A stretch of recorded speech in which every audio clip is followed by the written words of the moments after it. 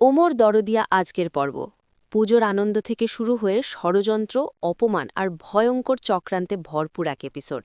আজকের ওমর দরদিয়া পর্বের শুরুতেই দেখা যায় বাড়িতে খুব সুন্দরভাবে পানিরা পুজো সম্পন্ন হয়েছে।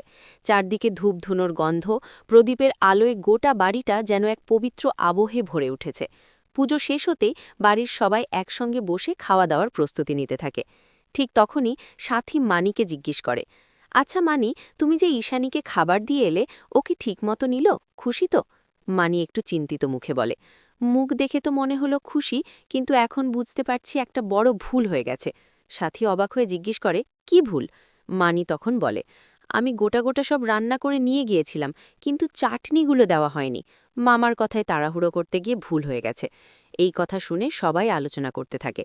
শেষমেশ ঠিক হয় মানি আবার ঈশানীর কাছে যাবে চাটনিগুলো দিতে। এদিকে প্রিন্সেস বলে ওঠে, আমার তো খুব খিদে পেয়েছে।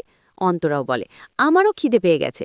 সবাই যখন ব্যস্ত, তখন বাণী খুব দায়িত্ব নিয়ে বলে, এক কাজ করুন না মাসিমা, আপনি সবাইকে খাবার দিন, আমি চাটনিগুলো দিয়ে আসছি।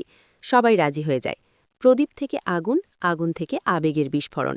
ঈশানী তখন অন্য ঘরে প্রদীপ জ্বালিয়ে রেখে মৌলিকে ডাকে।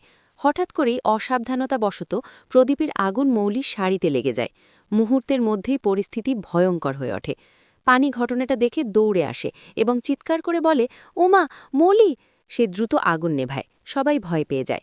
আগুন নিভে যাওয়ার পর ঈশানী আবেগে ভেসে যায়। না ভেবেই সে মৌলির কপালে চন্দনের টিপ পরিয়ে দেয়।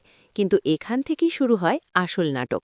মৌলি হঠাৎ রেগে গিয়ে বলে, মা, তুমি আমাকে এই চন্দনের ফোঁটা কেন দিলে? তুমি কি প্রমাণ করতে চাও যে আমি তোমার মেয়ে? এই কথা শুনে সবাই অবাক। মৌলি কান্না জড়ানো গলায় আরও বলে, তুমি একবারও ভেবেছ আমি কি চাই? তুমি আমাকে একটুও ভালোবাসো না।